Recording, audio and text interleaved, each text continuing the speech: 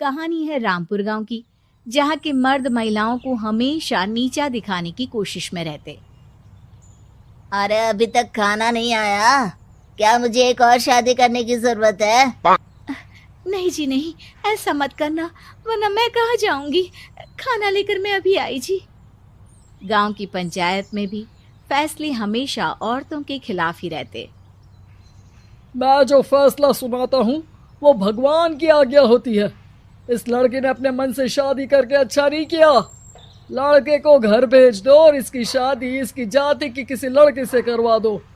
लेकिन ये लड़की, इसे तो गांव के बाहर निकाल दो। नहीं नहीं जमींदार साहब, ये क्या बोल रहे हैं? ऐसा नहीं हो सकता। मेरी बेटी मासूम है, इसे अच्छे बुरे की समझ नहीं है। अरे कहाँ जाएगी ये बेचारी?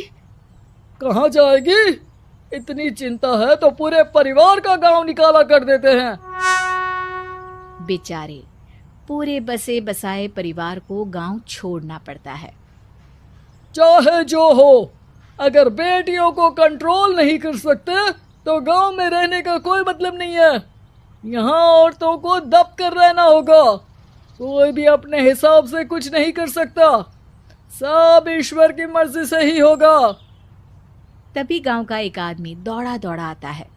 सरपंच साहब, जमींदार साहब, वो कालिया है ना, उसकी बेटी पढ़ने के लिए शहर जा रही है। अच्छा, ये कब हो गया? और कालिया की हिम्मत कैसे हो गई ऐसा करने की? लेकर आओ उसे और उसकी बेटी को। बस फिर क्या था, हाजिर हो जाते हैं कालिया और उसकी बेटी सरपंच के सामने। अरे कालिया, ये क्या सुनने में आ रहा है? बेटी को इंजीनियर बना रहा है तू? और ये बता, गांव में तो स्कूल नहीं है, फिर कहाँ से इतनी क्लास पास कर गई तेरी बेटी? राधा, जो कि कालिया की बेटी है, उसे लगता है कि सरपंच उसकी तारीफ कर रहे हैं। सरपंच जी, मैंने ऑनलाइन पढ़ाई की है, डिस्टेंस लर्निंग से। सभी में मैंने अच्छे नंबर पाए हैं, जिसे देखते हुए शहर की इंजीनियरिंग कॉलेज में मुझे स्कॉलरशिप मिली है।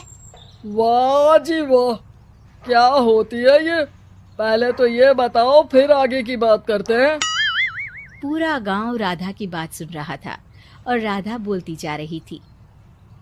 तो ऐसे मैं फ्री में एक अच्छी शिक्षा लेकर गांव में जो कुछ परेशानियां हैं, जैसे बिजली, पानी और इंटरनेट जैसी समस्याओं के लिए काम करूंगी। मैं गांव को शहर से जोड़ने के लिए पुल का निर्माण करवाने का प्रस्ताव रखूंगी। मुझे पूरी उम्मीद है कि जल्द ही हमारा गांव भी तरक्की की राह पर चल पड़ेगा। राधा की बात सुनकर सारे गांव वाले ताली बजाने लगते हैं। सरपंच को समझ नहीं आता कि वो क्या करे। चुप रह नादान लड़की, गांव के खिलाफ जाने के लिए तुझे गांव से बेदखल कर दिया जाएगा, वो भी पूरे परिवार के साथ। और हाँ, अगर ठीक से गांव में रहना चाहती है तो ये पढ़ाई लिखाई छोड़ दे। हम तेरे लिए गांव का कोई होनहार लड़का देखेंगे। तभी गांव का एक आदमी बोल पड़ता है। अरे नहीं नहीं सरपंच जी, राधा बिटिया जो बता रही है, अगर वैसा हो जाए तो हम लोगों को पैसा कमाने के लिए बाहर नहीं जाना पड़ेगा। हाँ जी, और ना ही कोसों दूर पानी के लिए भटकना पड़ेगा। हमारे बच्चे भी अच्छी पढ़ाई कर सकेंगे और आगे बढ़ेंगे, ना कि हमारी तरह खेती करते बैठेंगे। क्यों गांव वालों, राधा बिटिया का साथ देना चाहिए ना। सरपंच देखता है कि गांव राधा के साथ है तो वो चुप हो जाता है। वो घर आकर अपने सलाहकार से बात करता है, जो बहुत ही चालाक किस्म का इंसान होता है। अरे सरपंच साहब, आपको बहुत ही होशियारी से काम लेना पड़ेगा। एक बार गांव तरक्की कर गया, यहाँ के बालक पढ़ लिए तो कोई ना पूछेगा आपको। और फिर ये जो बेटा और बेटी है ना आपके, इनको भी आम लोगों की तरह ही जीवन जीना होगा। हाँ, लेकिन करे तो क्या करे?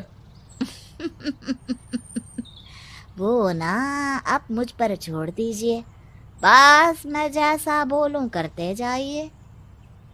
अगले रोज सुबह जब गांव वाले सोकर उठते हैं तो राधा के घर के बाहर और साथ ही वो लोग जिन्होंने राधा का सपोर्ट किया था, उनके घर के आगे लाल रंग से कल आऊंगी लिखा होता है। कल आऊंगी, यह क्या होता है? अरे यह तो खून से लिखा है, लगता है कोई भूत प्रेत या चुड़ैल का साया है। चलो सरपंच जी के पास चलते हैं। सभी सरपंच के पास जाकर उसे सारी बात बताते हैं। अरे ये तो बड़ी मुश्किल की बात है। चलो मैं एक बाबा को जानता हूँ, उन्हें बुला लेता हूँ। सरपंच बाबा को लेकर गांव के घर के बाहर जाता है। ओहो, तो ये वो चुड़ैल है जो उन लोगों को निशाना बनाते हैं जो गांव को बदलने का सपना देखते हैं। वो गांव को ऐसे ही संपन्न देखना चाहती है। वो नहीं चाहती कि कोई बाहरी यहाँ का कायाकल्प करे। क्या तुम लोगों में से किसी ने गांव को बदलने की सोच रखी है? तभी राधा की माँ रोते रोते आती है।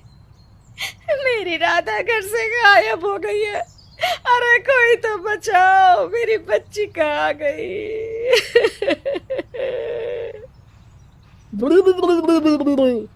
ले गई वो चुड़ैल, तेरी बच्ची को ले गई। अब वो उसे श्रापित करके छोड़ेगी, उस पर चुड़ैल का साया हो जाएगा। तभी बुरी सी हालत में राधा भी वहां आ जाती है। उसके बाल चुड़ैल की तरह फैले होते हैं और कपड़ों में खून लगा होता है। सभी राधा को देखकर डर जाते हैं। माँ, पता नहीं मुझे कौन उठा कर ले गया था। अरे दूर दूर हो जा चुड़ैल, अब हम लोग इस गांव में नहीं रुकेंगे। अरे कैसे बातें कर रहे हैं आप? कल तो आप मेरे भरोसे गांव का हुलिया बदलने, अपने बच्चों को पढ़ाने और तरक्की उन्नति की बात कर रहे थे, तो आज क्या हो गया आपको?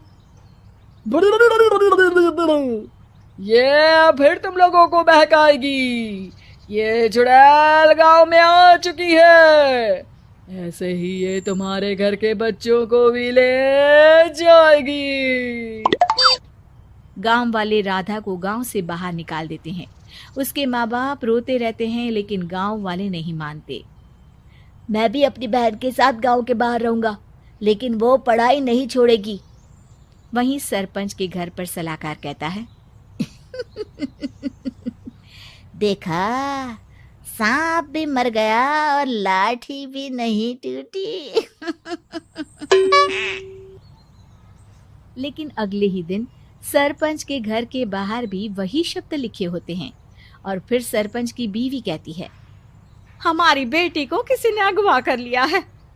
तभी राधा का भाई वहां आ जाता है। अरे गांव वालों, मैंने सरपंच जी की बेटी को देखा था। वो चुड़ैल उसे उठाकर ले जा रही थी।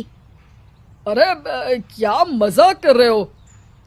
नहीं नहीं सरपंच जी, आप नहीं जानते। वो चुड़ैल अब आपकी बेटी में आ जाएगी, जैसे राधा के अंदर आ गई थी। तभी सरपंच की बेटी वैसी ही हालत में वहां आती है जैसे राधा आई थी। पापा, पता नहीं कैसे मैं गायब हो गई थी। चुड़ैल, इसके अंदर भी चुड़ैल का साया है, मारो इसे। अरे नहीं नहीं, इसे भी राधा के पास गांव के बाहर ही भेज दो। अरे चुप रहो, मेरी बेटी कहीं नहीं जाएगी और चुड़ैल वुड़ैल कुछ नहीं होता है। अरे कैसे बात कर रहे हो सरपंच जी? आप तो बोल रहे थे कि आपका फैसला भगवान का ज्ञान होता है, तो अपने पर बात आई तो अब आप ऐसे बोल रहे हैं। अरे ना ना ना, आपको अपनी बेटी को त्यागना ही होगा। अरे बुलाओ बाबा को। राधा का भाई बाबा को ले आता है, जिसे अब गांव वालों के डर के कारण सच बोलना पड़ता है।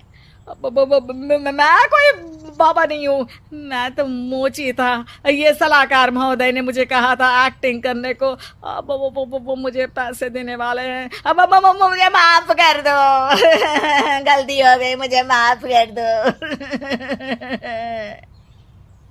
तभी वहां राधा आ जाती है।